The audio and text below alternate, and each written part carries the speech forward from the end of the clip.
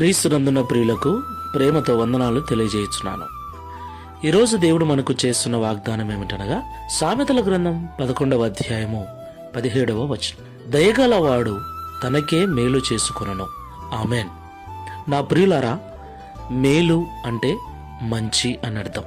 మనందరం కూడా మనకు మంచి కలగాలని, మన కుటుంబం అంతా మంచిగా ఉండాలని, మనకు తెలిసిన వారందరూ, మనకు నచ్చిన వారందరూ మంచిగా బ్రతకాలని కోరుకుంటాం. ఆ మంచి మనకి ఎప్పుడు కలుగుతుంది అంటే మనము దయగలిగిన మనస్సు కలిగి ఉన్నప్పుడు. ఇతరుల పట్ల వారి యొక్క దీన స్థితిని, హీన స్థితిని చూసి అసహించుకొనకుండా వారి ఎడల దయ కలిగి వారికి తగిన సహాయం మనం అందించినప్పుడు దేవుడు మన మీద దయ చూపించి మనకు మేలు చేస్తాడు. దేవునికి మహిమ కలుగును గాక.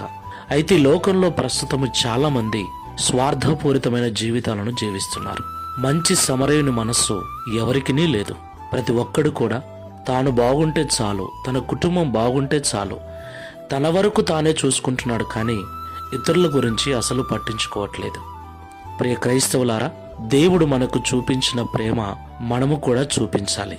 క్రైస్తవ్యం అంటే ఇతరుల పట్ల ప్రేమ, జాలి, కనికరము కలిగి వారికి తగిన సహాయాన్ని, మనకు చేతనైన సహాయాన్ని వారి పట్ల చేయటం, క్రీస్తు ప్రేమను చూపించటం. ఈ మాటలు వింటున్న మనం అందరం కూడా ఒకసారి పరిశీలన చేసుకొని ప్రార్థన చేసుకుందాం. ప్రేమ స్వరూపుడమైన తండ్రి, పరిశుద్ధుడైన ప్రభువా, మీకు స్తోత్రాలు చెల్లిస్తున్నాం. అవును తండ్రి, మేమందరము కూడా మంచిగా బ్రతకాలని, మేలు కలిగి జీవించాలని కోరుకుంటూ ఉన్నాం.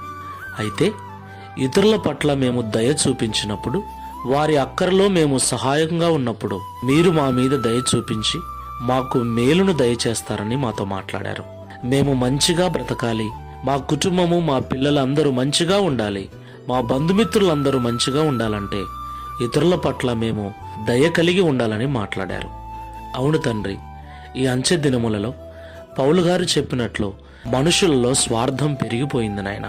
అయితే క్రైస్తవులలో ఎప్పటికీ స్వార్థం ఉండకూడదని, ప్రతి క్రైస్తవుడు ఇతరుల మేలు కొరకు, ఇతరుల క్షేమం కొరకు ప్రయాసపడాలని, ప్రార్థించాలని పరిశుద్ధ గ్రంథం సెలవిస్తుంది.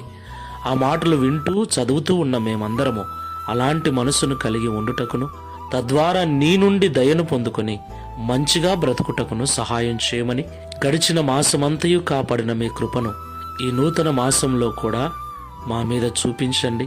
నీ దయను, నీ కనికరమును చూపించి మేము, మా కుటుంబము మంచిగా బ్రతుకున్నట్లు సహాయం చేయమని యేసు నామములో ప్రార్థిస్తూ ఉన్నాము తండ్రి. Amen. Praise the Lord. God bless you.